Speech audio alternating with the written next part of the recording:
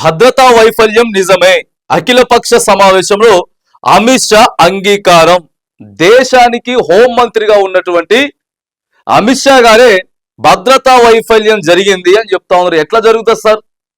అది కూడా కాశ్మీర్లో ఎంత భద్రత ఉండాలి, భద్రత లోపం జరిగిందని చెప్పి ఇలా అమాయకమైనటువంటి ప్రజలు చనిపోయిన తర్వాత, ఇలా జవాన్లకి గాయాలైతా ఉన్నాయి, మరణిస్తున్న తర్వాత ఏదో మనం ఇంత సింపుల్ గా ఒక మాట చెప్పేయడం మాత్రానికి చాలా బాధాకరం. దేనికోసం వైఫల్యం, దేనికోసం జరిగింది? సిబ్బందిని ఎంతమందిని కేటాయించాలి? కరోనా తర్వాత దాదాపుగా 3 ఏళ్ల పాటు రిక్రూట్మెంట్ లేదు, తీసుకోలేదు.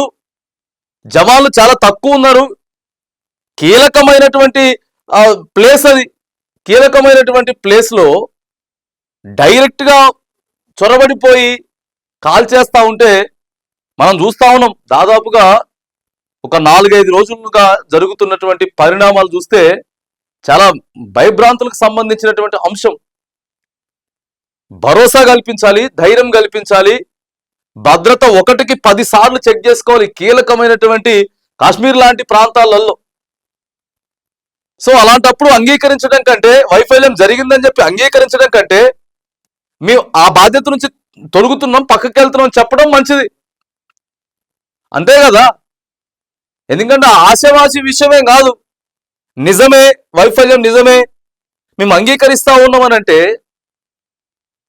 ఒకటి ఆలోచన కూడా చేయాలి. ప్రధానంగా యువత ఎవరైతే ఉన్నారో ఆ యువత కూడా కీలకంగా రాజకీయాల్లోకి రావాలి, యువ నాయకులు కావాలి.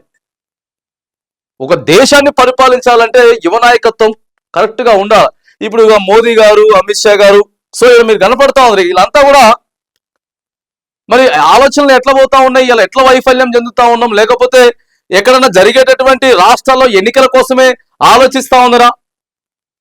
ఉక్రెయిన్ లాంటి దేశంలో చూడండి, దేశాధినేత ఎట్లుంటాడు, అక్కడ ఉన్నటువంటి ప్రధాని అధ్యక్షుడు ఎట్లుంటాడు. సో అలాంటి ఆలోచనలు ఉన్నటువంటి వ్యక్తులు కూడా యువత ప్రధానమంత్రి స్థాయిలో, హోంమంత్రి స్థాయిలో ఈ కీలకమైనటువంటి బాధ్యతలలో యువ నాయకులు ఉండడం కూడా ఉండాల.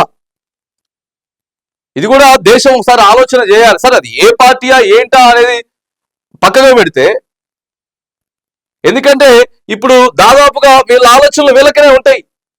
ఒక యువ రక్తం అయితే దేశాన్ని ఎట్లా కాపాడగలుగుతాం, ఏ నిర్ణయాలు తీసుకోగలుగుతాం, ఎలా చేయగలుగుతాం అనేది కూడా ఉంటుంది. ఇలా మనం అంగీకరిస్తా ఉన్నామని అంటే అది అసలు నాట్ ఏ జోక్, అది అంగీకరించడం ఏంటండి? వీటి మీద మరి ఆలోచన చేయాలి. ఇక బీహార్లో సారు పోయిండు, ప్రచారానికి పోయినట్టున్నాడు. సార్ అక్కడ కార్యక్రమానికి పోయిండు. బీహార్లోని మధుబనిలో జరిగిన ర్యాలీలో సభా వేదికపై ప్రధాని మోదీ, బీహార్ సీఎం నితీష్ కుమార్ సారు ఆడ మాట్లాడుకుంటా ఉన్నారు. మరి ఇప్పుడు అక్కడ వచ్చినటువంటి ఎన్నికలు వచ్చినప్పుడే ఇలాంటి కొన్ని జరుగుతూ ఉంటాయి అనేటటువంటి ఇది కూడా ప్రధానంగా సోషల్ మీడియాలో వినపడతా ఉన్నది. ఎన్నికలు గుర్తొచ్చినప్పుడే ఇట్లా జవాన్ల మీద దాడులు కానీ, లేకపోతే దేశం గురించి వెళ్ళి వేరే అతను మాట్లాడినట్టు కానీ, లేకపోతే మోదీ గారు భావోద్వేగంగా మాట్లాడినట్టు కానీ, దయచేసి ఇలాంటి రాజకీయాలు చేయకండి. ఇలాంటి రాజకీయాలు చేయటం కూడా అత్యంత దారుణం. అమాయకులు చనిపోతా ఉన్నారు, అమాయకులు చనిపోతున్నటువంటి పరిస్థితి ఉన్నది. ఇక ఉగ్ర స్థావరాలను ధ్వంసం చేయండి, మేము మీకు మద్దతుగా ఉంటామని చెప్పి విపక్షాలు కూడా చెప్తా ఉన్నాయి. పాకిస్తాన్ అదుపులో మన భారత్ జవాన్ ఉన్నాడు. ఇగో ఈయనను ఎట్లా కాపాడుకోవాలి? ఇప్పుడు మన జవాను వాళ్ళ చేతులలో ఉన్నాడు, ఎట్లా కాపాడుకోవాలి, ఏం చేయాలా? ఇగో ఇలాంటి వాళ్ళు కాపాడుకోవాలి,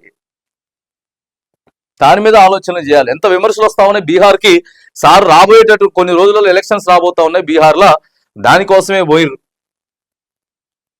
అనేటటువంటి విమర్శలు కూడా.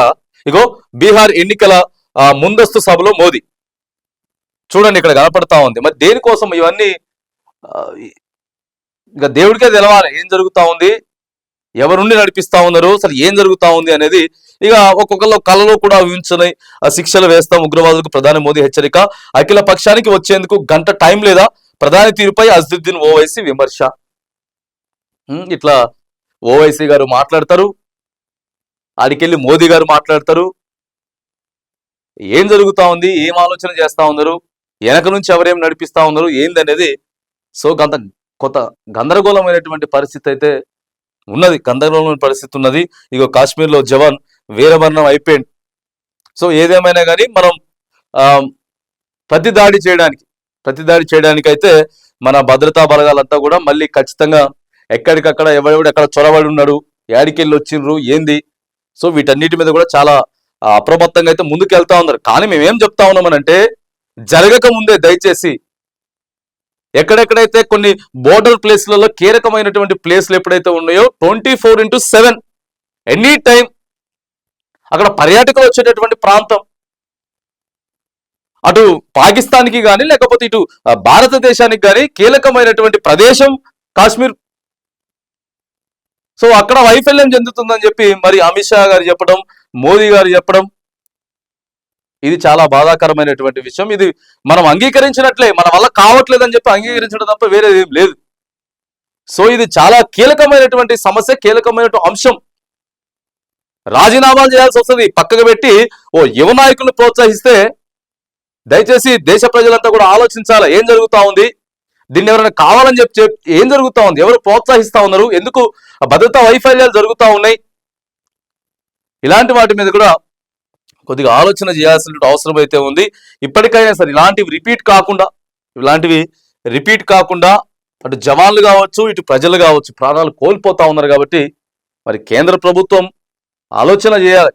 ఆలోచన చేసి భద్రతా వైఫల్యం లేదని చెప్పకుండా ఎక్కడ కూడా భద్రతా వైఫల్యం రాకుండా ఎట్లాంటి సంఘటన ఎవడైనా వచ్చిండు అంటే మాత్రానికి వాడిని తుదముట్టించేలాగా ఉండాల.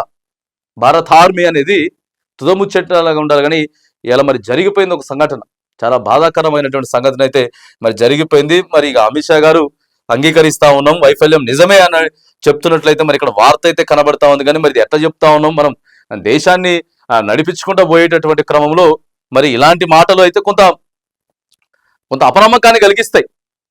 అపనమ్మకాన్ని కలిగించేటటువంటి మాటల్లాగే కనబడతా ఉన్నాయి. కాబట్టి మళ్ళీ ఇలాంటి దయచేసి పునరావృతం కాకుండా భారత ప్రభుత్వం మరి పటిష్టమైనటువంటి చర్యలు ఎప్పటికైనా తీసుకోవాలి.